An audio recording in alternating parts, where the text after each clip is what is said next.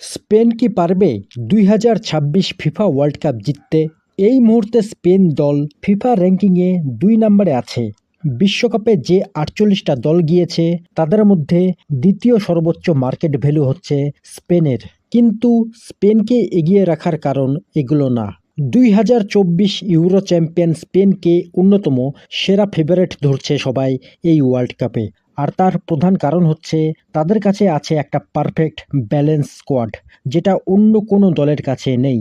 স্পেনের গোলকিপার পজিশনে আছে ইংলিশ প্রিমিয়ার লিগের সেরা গোলকিপার ডেভিড রায়া আর লা লিগার সেরা গোলকিপার জোয়ান গার্সিয়া। তো বলা যায় ফিফা ওয়ার্ল্ড কাপে সবথেকে শক্তিশালী গোলকিপার লাইন হচ্ছে স্পেনের।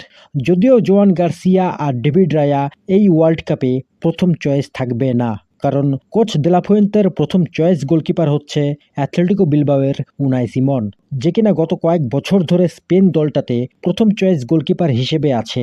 তো স্পেনের গোলকিপার লাইন যতটা ভালো, ঠিক ততটাই তাদের ডিফেন্স, মাঝমাঠ আর অ্যাটাকিং লাইন প্রত্যেকটা পজিশনেই কিন্তু ভালো কোয়ালিটির ব্যাকআপ প্লেয়ার আছে।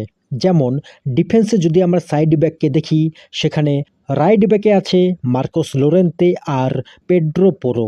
আবার লেফট ব্যাকে আছে মার্ক কুকুরেলা আর গ্রিমাল্ডো। এই চারজনই কিন্তু ওয়ার্ল্ড ফুটবলের অন্যতম সেরা ফুল ব্যাক।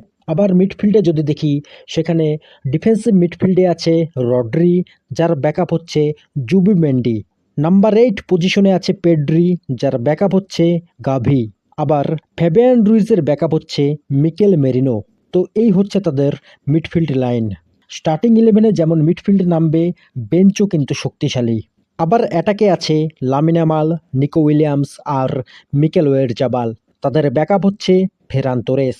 এদের মধ্যে মিকেল ওয়েরজাবাল হলো বর্তমানে সবথেকে আন্ডাররেটেড একজন প্লেয়ার।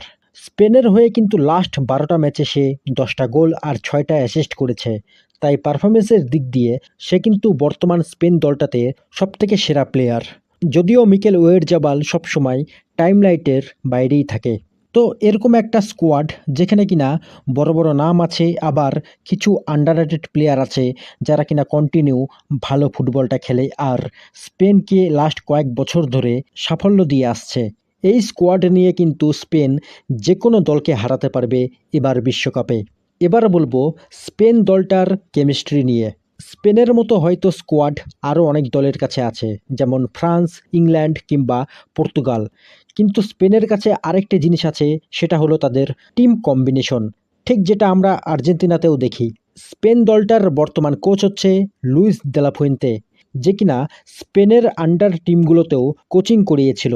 স্পেনের আন্ডার 16, আন্ডার 18, আন্ডার 21, আন্ডার 23 এই সমস্ত জাতীয় দলকেই কিন্তু সে কোচিং করিয়েছিল। আর বর্তমান স্পেন দলে এমন অনেক প্লেয়ার আছে যাদেরকে লুইস দে লা ফুয়েন্তে এইসব যুব দলেই খেলিয়েছিল।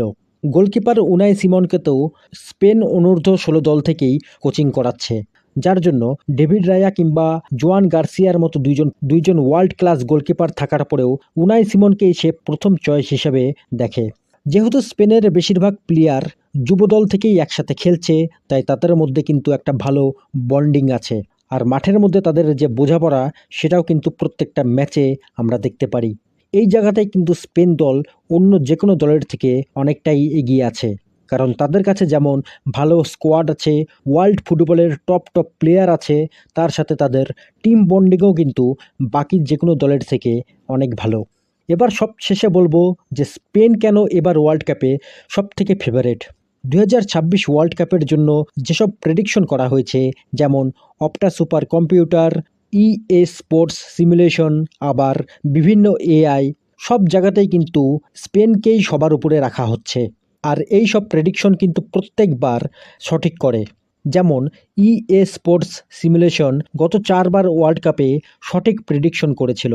তো সবশেষে বলাই যায় 2026 ওয়ার্ল্ড কাপে সবথেকে ফেভারিট দল হচ্ছে স্পেন।